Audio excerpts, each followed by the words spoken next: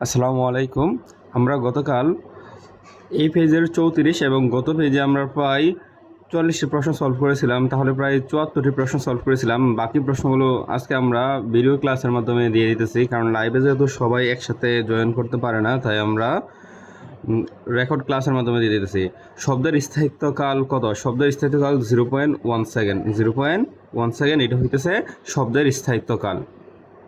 এর কম হলে অর্থাৎ 0.0 দিয়ে যে কোনো সংখ্যা আসুক, 1 2 3 4 যাই আসুক না কেন, ওই শব্দটা আমরা শুনতে পারবো না।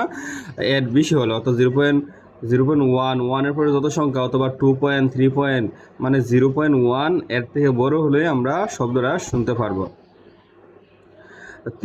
তীব্রতার একক হতেছে ওয়েভ পার মিটার স্কোয়ার। এটা আমাদের একটু মনে রাখতে হবে। এটা একটু ব্যতিক্রম, কারণ তীব্রতা নিয়ে আমাদের কোনো গাণিতিক সমস্যা ফেস করা লাগে না, এই জন্য এককটা আমাদের খেয়াল থাকে না, তাই এককটা মনে রাখতে হবে ওয়েভ পার মিটার স্কোয়ার। আচ্ছা, তারপর বলছে যে কোনো বস্তু 5 সেকেন্ডে 100টি পূর্ণ স্পন্দন সম্পন্ন করলে কম্পাঙ্ক কত? আচ্ছা, কম্পাঙ্কের সংজ্ঞাটা আমরা কি জানি? কম্পাঙ্ক বলতে আমরা জানি যে 1 সেকেন্ডে যতগুলো পূর্ণ স্পন্দন হয় তাকে কম্পাঙ্ক বলে। তাহলে 5 সেকেন্ডে স্পন্দন হইতেছে 100টি, সুতরাং 1 সেকেন্ডে কম্পাঙ্ক হবে কত? 100/5 সমান 20 আর কম্পাঙ্কের একক আমরা জানি হার্জ। প্রত্যেকটা অঙ্কের ক্ষেত্রে আমরা এককটা দেখে দেখে আনসার করব, কারণ এর জন্য কিন্তু আমাদের সঠিক অ্যান্সার দেওয়া থাকবে ঠিকই, কিন্তু এককটা ভিন্ন থাকতে পারে। আচ্ছা, 38 একটা চিত্র দেওয়া আছে, এখানে তরঙ্গ বলছে যে চিত্রের তরঙ্গ দৈর্ঘ্য কত? আচ্ছা, এখানে আমরা তরঙ্গ কতটা আছে ওইটা আমরা বের করি। এখান থেকে এখানে সমদশা, আবার এখানেও সমদশা, তাই এখানে বলতে পারি আমরা তরঙ্গ আছে 2টি।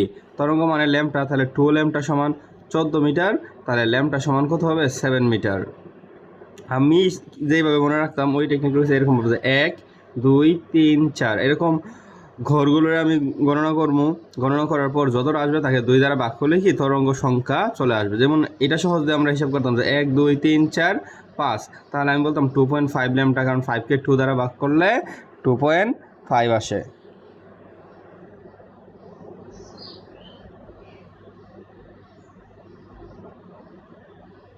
আচ্ছা, তাহলে তরঙ্গটির মান 7 মিটার।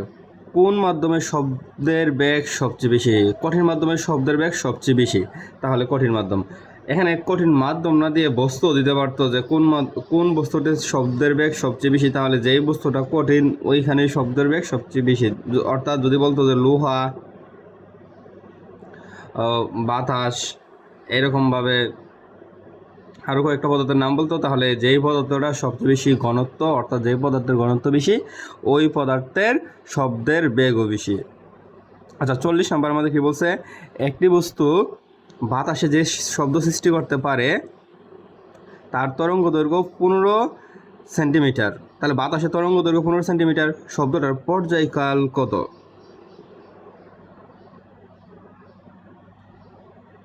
আচ্ছা, এখানে আমাদের দেওয়া আছে তরঙ্গ দৈর্ঘ্য, আর একটা বস্তু বাতাসে সে যেই শব্দ সৃষ্টি করে, দেখেন ব্যাগ দেওয়া নাই। ব্যাগ দেওয়া থাকলে আমরা এফ বের করতে পারবো, তাহলে এটা আমরা সরাসরি বের করতে পারবো না, অথবা এখানে হয়তো একটা উদ্দীপক ছিল ওইটা আমাদের উঠে নাই আর কি। সম্ভবত শব্দের ব্যাগটা আমাদের যদি বি থাকতো, বি কত বললাম 350, আর তরঙ্গ দৈর্ঘ্য হইতেছে ল্যাম্পটা সমান 15 সেন্টিমিটার, তাহলে 0.15 মিটার। দুইটা ব্যবহার করে বি সমান এফ ল্যাম্পটা ব্যবহার করে আমরা এফের মানটা বের করতে পারতাম। ঠিক আছে, আর এফের মানের যদি আমরা টি সমান আমরা কি জানি 1/f, টি সমান 1/f ব্যবহার করলে আমরা এফের টি এর মান পেয়ে যেতাম, মানে পর্যায়কাল পেয়ে যেতাম। তাহলে আগে আমাদের এখানে তরঙ্গ দৈর্ঘ্য আছে, সাথে একটা অবশ্যই ব্যাগ থাকতো, ওই ব্যাগ ব্যবহার করে আমরা এফ বের করতাম, আর এফের থেকে আমরা টি ব্যবহার করতাম। ঠিক আছে, এটা আমরা হয়তো মিস্টেক্স হয়ে গেছে যে এখানে ব্যাগটা দেওয়া হয় নাই, বা তাপমাত্রা থাকলেও আমরা ব্যাগ বের করতে পারতাম। আচ্ছা, উপরের তরঙ্গটি সমদশা আমরা আবার বলতেছি এই বি এবং এফ, এটা সমদশা, আবার এ ই আই এটাও সমদশা, ডি আর এইচ এটাও সমদশা। তাহলে এখানে তো এ ই আই এটাই মিলতেছে যে 3টা পাইতেছে আমরা সমদশা, একটা হচ্ছে এ ই আই আর একটা হচ্ছে বি এফ আর একটা হচ্ছে ডি এইচ। তাহলে এ ই আইটা আমাদের কি মানে অপশনের সাথে মিলতেছে, তাহলে এ ই আই কি সমদশা। এইবার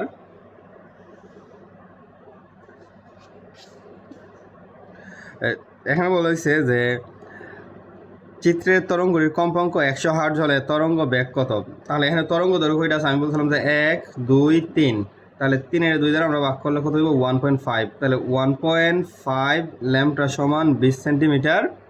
তাহলে ল্যাম্বটা সমান কত আসবে 20 ডিভাইডেড 1.5 যত আসে এটা আমাদের মিটার নিতে হবে।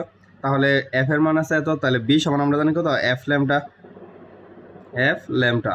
ল্যাম্বটার মানটা কত আসে আমরা একটু ক্যালকুলেশন করে নিই। 40 ডিভাইডেড 3, তার মানে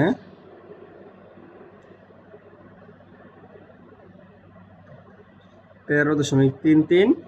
হ্যাঁ, তাহলে এটা হইতেছে 100 আর 13.33 মানে 0.133, দুইটা গুণ দিলে 13 কত আসতেছে এটা।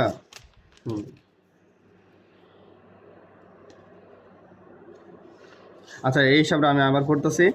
এখানে 1.5 না বললে আমরা বলি 3/2 ল্যাম্বটা সমান কত 20। তাহলে ল্যাম্বটা সমান কত হইতেছে 20 ইন্টু 2 ডিভাইডেড 3, তাহলে এটা 13.33 আসারই কথা, ভাগ করলে যত আসে তখন 20 সমান কত এফ ল্যাম্বডা, এফ এর মানে 100 আছে, ওইগুলো গুণ দিলে কি আমাদের তরঙ্গ বেগ চলে আসবে। ঠিক আছে,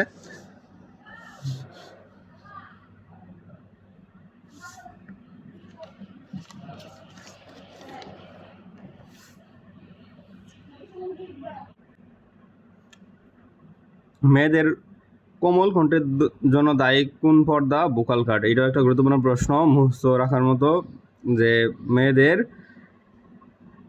কোমল কণ্ঠের জন্য দায়ী বোকাল কাট। সোনার এর ক্ষেত্রে কোন ধরনের শব্দ ব্যবহৃত হয়? শব্দ উত্তর, এটাও মনে রাখতে হইব। এই প্রশ্নটা খুবই গুরুত্বপূর্ণ একটা প্রশ্ন, এইটা দিয়ে ঘুরে ফিরে প্রশ্ন আসতে পারে যে বাতাসের আর্দ্রতা বেড়ে গেলে শব্দের দ্রুতি কি পরিবর্তন হয়? অর্থাৎ শব্দের দ্রুতি বেড়ে যায়, মানে শব্দের বেগ বেড়ে যায়।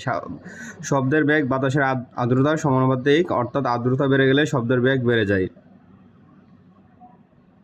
46 বলছে যে সাধারণ। আচ্ছা, আমরা এটা অষ্টম অধ্যায় শুরু করলাম, ঠিক আছে, এটা করলে আমাদের শেষ। সাধারণ আয়নায় প্রথমে বাম ডান বা ডান বাম অবিকৃত রাখতে হলে দুইটা আয়নাকে 90 ডিগ্রি কোণে রাখতে হবে। কোন আলোতে শব্দের সংবেদনশীলতা সবচেয়ে বেশি? সবুজ আলোতে। সংবেদনশীলতা সবচেয়ে বেশি সবুজ আলোতে। আর যদি বলতে কোন আলোতে তরঙ্গ দৈর্ঘ্য বেশি, তাহলে হতো লাল আলো। তরঙ্গ দৈর্ঘ্য বেশি হইতেছে লাল আলো, আর তরঙ্গ দৈর্ঘ্য কম হচ্ছে নীল অথবা বেগুনি। যদি বলতো তরঙ্গ দৈর্ঘ্য কম কার বেশি, নীল অথবা বেগুনি। আর সবচেয়ে বেশি তরঙ্গ দৈর্ঘ্য বেশি হইতেছে লাল আলো, আর সবচেয়ে সংবেদনশীলতা সবচেয়ে বেশি সবুজ আলো। কোন গোলীয় দর্পণের রৈখিক বিবর্ধন 0.5 এবং বস্তুর দৈর্ঘ্য 2 মিটার হলে বিম্বের দৈর্ঘ্য কত হবে? আচ্ছা, বিবর্ধনের সূত্রটা আমরা কি জানি? বিবর্ধন এম সমান আমরা জানি কি এল প্রাইম ডিভাইডেড এল, মানে বিম্বের উচ্চতা ডিভাইডেড বস্তুর উচ্চতা। তাহলে আমাদের এখানে বিম্বের উচ্চতা বের করতে হবে, তাহলে তো এল প্রাইম সমান হইতেছে কি যে এল প্রাইম সমান এম ইন্টু এল, তার মানে 0.5 আর 2 গুণ দিলে কত হইব 1 মিটার। 0.5 আর 2 গুণ দিলে কত হবে 1 মিটার। সমতল দর্পণে কোন ধরনের প্রতিবিম্ব গঠিত হয়? সমতল দর্পণে সবসময় অবাস্তব সোজা প্রতিবিম্ব গঠিত হয়। আরও যদি অপশন থাকতো যে সমান বা সমতল দর্পণের বিবর্ধন 1, এইগুলো কি সমতল দর্পণের বিম্বের বৈশিষ্ট্য। অবাস্তব সোজা সমান এবং বিবর্ধন 1 হয়। অর্থাৎ আমি বস্তুর সামনে যত দূরে থাকবো বিম্বটা দর্পণের পিছনে ততটুকু দূরে মনে হবে, এবং বস্তুর উচ্চতা বিম্বের উচ্চতা কি সমানই থাকে। আচ্ছা, এখানে আরেকটা চিত্র দেওয়া আছে। বৃত্ত থেকে এফ এর দূরত্ব 5 এবং বৃত্ত থেকে কেন্দ্রের দূরত্ব 5, তার মানে এই দূরত্বটাকে আমরা বলতে পারি 10 মিটার। তাহলে এটা 10 হলে এটাও 10ই হবে, 10 মিটার।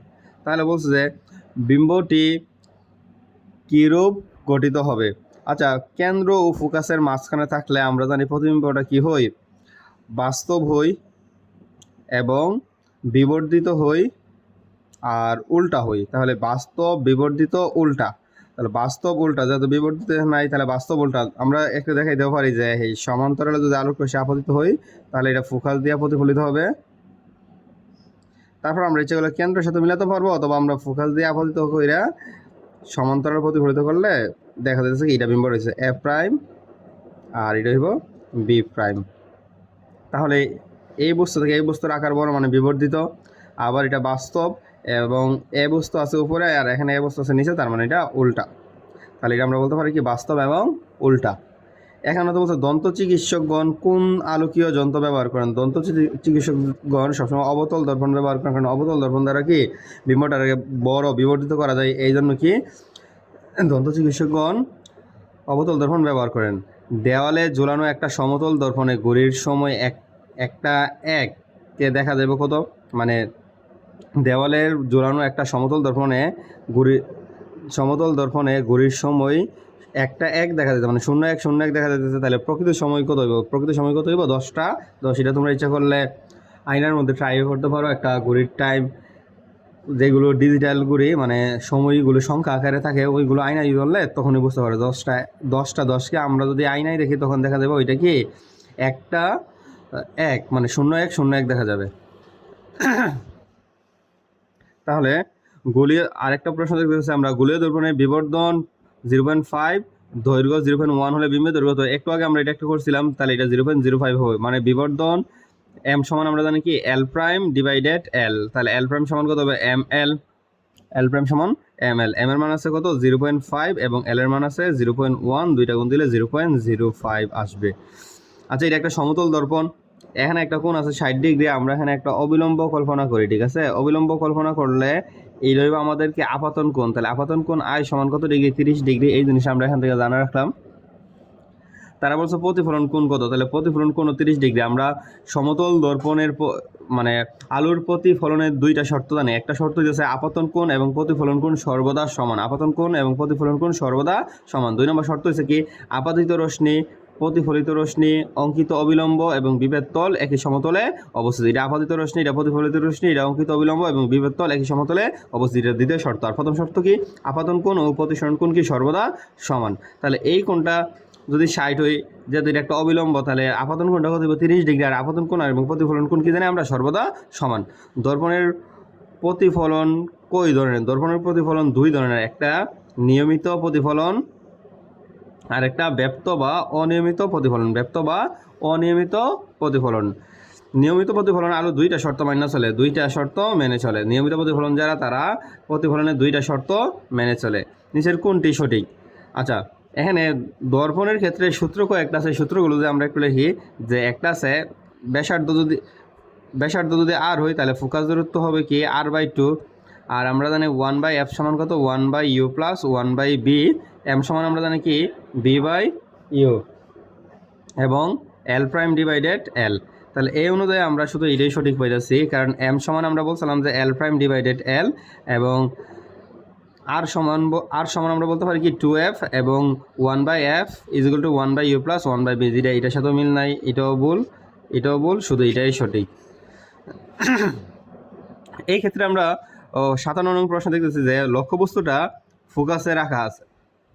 ফোকাসে যদি একটা বস্তু রাখা হয় তাহলে তার বিম্বটা গঠিত হইবে কি অসীমে, কারণ ফোকাসে রাখা হলে এটা কোনো জায়গায় কি মিলিত হয় না। যদি এটা ফোকাস, এটা কেন্দ্র, এখানে একটা বস্তু আছে, তাহলে সমান্তরালে গেলে আমরা জানি কি ফোকাস দিয়া প্রতিফলিত হবে, এবং কেন্দ্র দিয়ে প্রতিফলিত হলে কি এরা কি মানে অসীমে যায় মিলিত হয়, মানে অনেক অসীমে যায় মিলিত হয়, ঠিক আছে? সমতল দর্পণের বিবর্ধন কত? এটা আমি আগে বলছিলাম যে সমতল দর্পণ সমান বিম্ব গঠন করে, তাই এর বিবর্ধনের মান 1। অবতল দর্পণ কোথায় ব্যবহার করা হয়? অবতল দর্পণ ব্যবহার করা হয়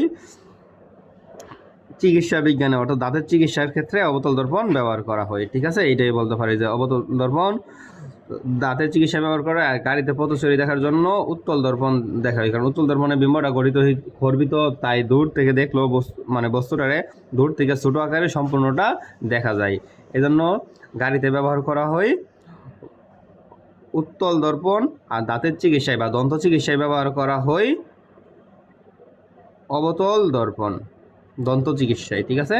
আচ্ছা, ধন্যবাদ সবাইকে। আমরা প্রায় 2 দিনে 99টি প্রশ্ন সলভ করেছি ইনশাল্লাহ। এগুলোর ভিতর থেকে আমরা সব মানে প্রশ্ন হুবহু না আসুক, নিয়ম এর ভিতর থেকে আসবে আশা করতে পারি আমরা, ঠিক আছে? প্রায় 20টার উপরে আমরা কমন হবো ইনশাল্লাহ। সবাইকে ধন্যবাদ। আর ক্লাসটা শেয়ার করে দিবেন যাতে আপনার যে বন্ধুরা আছে বা বান্ধবী আছে এরা যাতে সহজে ক্লাসটা দেখতে পারে। তাদেরকে মেনশনও দিয়ে দিতে পারেন আইডিতে, যাতে আমাদের আগের ক্লাসটাও দেখতে পারে। ধন্যবাদ, সবার জন্য শুভকামনা রইল। আসসালামু আলাইকুম।